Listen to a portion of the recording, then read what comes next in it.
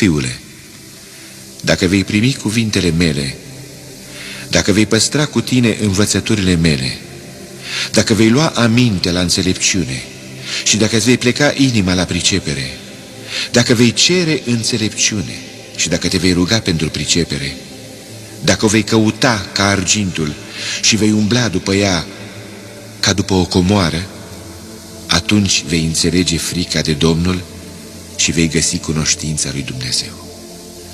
Căci Domnul dă înțelepciune, din gura lui iese cunoștință și pricepere. El dă izbândă celor fără prihană, dă un scut celor ce umblă în nevinovăție. Ocrotește cărările neprihănirii și păzește calea credincioșilor lui. Atunci vei înțelege dreptatea, judecata, nepărtinirea, toate căile care duc la bine. Căci înțelepciunea va veni în inima ta și cunoștința va fi desfătarea sufletului tău. Chibzuința va veghea asupra ta, priceperea te va păzi, ca să te scape de calea cea rea, de omul care ține cuvântări stricate, de cei ce părăsesc cărările adevărate, ca să umble pe drumuri întunecoase, care se bucură să facă răul și își pun plăcerea în răutate, care umblă pe cărări strâmbe și apucă pe drumuri sucite, ca să te scape și de nevasta altuia, de străina care întrebuințează vorbe ademenitoare, care părăsește pe bărbatul tinereții ei și uită legământul Dumnezeului ei. Căci casa ei pogoară la moarte și drumul ei duce la cei morți.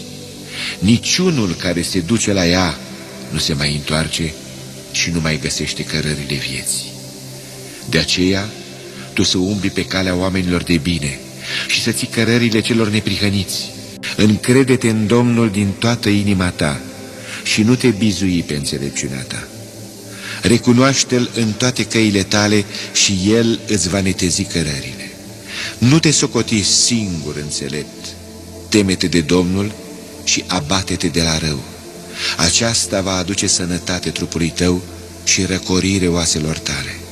Cinstește pe Domnul cu averile tale și cu cele dintâi roade din tot venitul tău, căci atunci grânarele îți vor fi pline de belșug și teascurile tale vor geme de must. Păzește-ți inima mai mult decât orice, căci din ea ies izvoarele vieții. Izgonește neadevărul din gura ta și depărtează viclenia de pe buzele tale. Ochii tăi să privească drept și pleoapele tale să caute drept înaintea ta. Cărarea pe care mergi să fie netedă și toate căile tale să fie hotărâte.